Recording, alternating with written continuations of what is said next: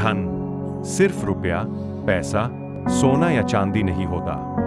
धन का अर्थ है वो समृद्धि जो जीवन को सुंदर और सार्थक बनाती है। और इस संसार में कुछ चीजें ऐसी हैं जिनमें कभी भी धन की कमी नहीं होती। ये धन अनंत है। एक दान देने से घटता नहीं, बढ़ता है। दान एक शक्ति है। जब तुम किसी भूखे को खाना देते हो, किसी जरूरतमंद को सहारा देते हो, तब तुम्हारा बैंक बैलेंस शायद नहीं बढ़ता, पर तुम्हारा पुण्य खाता जरूर भरता है। दान में आत्मा की शुद्धि है। और ये ऐसा धन है जो जितना बांटो उतना बढ़ता है। महादेव का संदेश, जो देता है वह कभी खाली नहीं होता, और जो सिर्फ रखता है अंत में वो सब खो देता है। दो, ज्ञान जिसे बांटने से बढ़ता है। ज्ञान एक ऐसा दीपक है जो सैकड़ों दीप जलाकर भी कभी मंद नहीं होता। जो सच्चा ज्ञानवान है वो जानता है कि ज्ञान छुपाने की चीज नहीं, बांटने की चीज है। शिक्षा, अनुभव, जीवन की सीख, ये सब वो धन है जो समय के साथ बढ़ते हैं और बांटने से और भी फलते हैं। कथा संदर्भ, गुरु द्रोणाचार्य ने अर्जुन को धनुर्विद्या दी। वो सिर्फ एक विद्या नहीं थी, वो भविष्य की दिशा थी। 3, प्रेम और सेवा, आत्मा का अमूल्य धन। पैसा देकर कोई अमीर नहीं बनता, प्रेम देकर बनता है। जो सच्चे मन से सेवा करता है उसका हृदय सागर के समान विशाल हो जाता है। माँ का प्रेम, एक संत की सेवा, मित्र की वफादारी, ये सब ऐसे धन हैं जो कभी खत्म नहीं होते। महादेव की सीख, जिसके मन में सेवा है उसके पास ब्रह्मांड की शक्ति है। 4, विश्वास और भक्ति, मन का परम धन। भक्ति कोई सौदा नहीं है, ये आत्मा की वो शक्ति है जो जीवन को अर्थ देती है। सच्चा विश्वास, चाहे खुद पर हो या भगवान पर, वो इंसान को अडिग बना देता है। जो ईश्वर पर भरोसा रखता है वो तूफानों में भी मुस्कुरा सकता है। कथा संदर्भ, सुदामा के पास पैसा नहीं था, पर कृष्ण के लिए प्रेम और भक्ति का खजाना था, और वही उसे राजा बना गया। मेहनत और ईमानदारी, कर्म का अक्षय धन। जिसने मेहनत करना सीख लिया वो कभी खाली नहीं रहेगा। ईमानदारी एक ऐसा बीज है जो देर से फल देता है, पर मीठा और टिकाऊ होता है। ये वो पूंजी है जो पीढ़ियां संवार सकती है।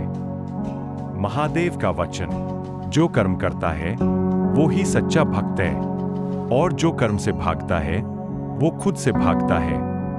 संतोष, मन का सबसे बड़ा खजाना। जिसके पास संतोष है उसके पास सब कुछ है, और जो हर वक्त और चाहता है वो हमेशा गरीब रहेगा, चाहे उसके पास कितना भी पैसा क्यों न हो।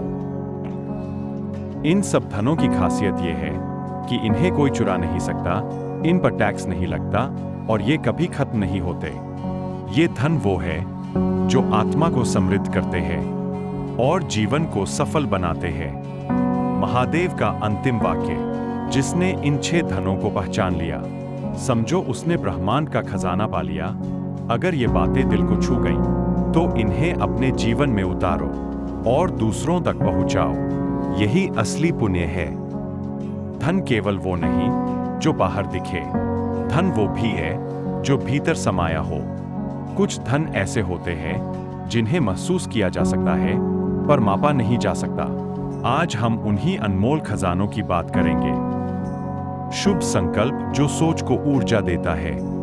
जैसी सोच वैसा जीवन। अगर तुम्हारा संकल्प शुद्ध है तो ब्रह्मांड तुम्हारे साथ चलने लगता है।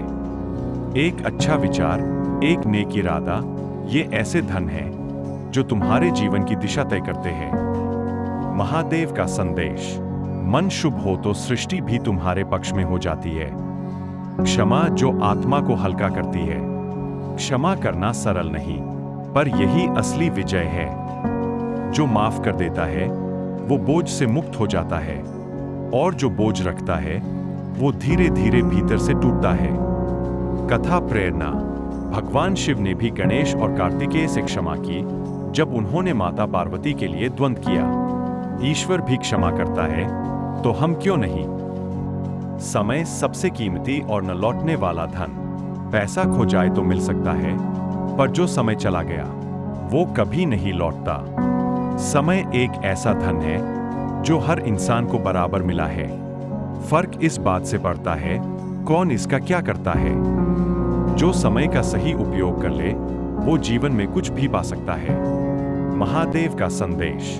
काल स्वयं मेरे अधीन है और जो समय की कद्र करता है वो सृष्टि की चाल समझता है। मित्रता जो जीवन का सहारा है। एक सच्चा मित्र वो होता है जो बिना कहे तुम्हारा दर्द समझ जाए। धन दौलत से ज्यादा अमीर वो होता है जिसके पास दो सच्चे दोस्त हों।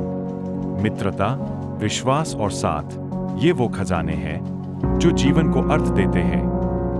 कथा संदर्भ। कृष्ण और सुदामा की मित्रता, एक राजसी और एक दरिद्र लेकिन प्रेम में बराबर।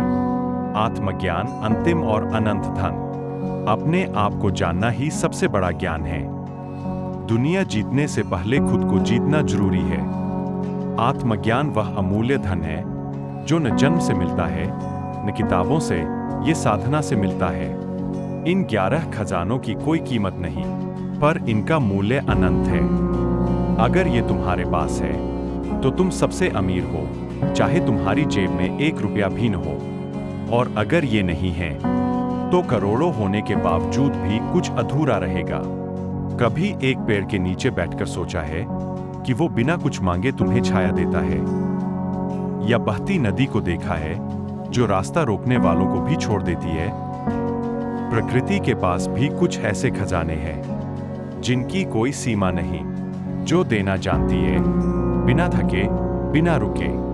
सूरज की रोशनी ऊर्जा का अनंत स्रोत। हर सुबह सूरज उगता है। उसकी रोशनी, उसकी गर्मी, उसकी ऊर्जा कभी थमती नहीं। कभी सूरज से बिजली बनती है, कभी फसलें पकती है, कभी जीवन चलता है। जल जीवन का मौलिक धन। नदियां बहती है बिना थके, बिना रुके। वो खेतों को सींचती है, प्यास बुझाती है, जीवन देती है। जल अगर है तो जीवन है, ये अक्षय है। वायु जो सबको प्राण देती है। वायु को कभी देखा नहीं पर महसूस किया है। ये वो धन है जो हर पल जीवन दे रहा है। पेड़ हो या इंसान, सब वायु के ऋणी है और वायु किसी से भेदभाव नहीं करती। महादेव का संदेश। जिसने हर सांस को ध्यान में लिया वो खुद को जान गया। प्रकृति खुद सिखाती है देना, बहना, सहना और फिर भी मुस्कुराना। ये 5 तत्व, अग्नि, जल, वायु, पृथ्वी और आकाश, ये अक्षय धन है। इनसे हम हर दिन अमीर होते हैं फिर भी अनजान रहते हैं।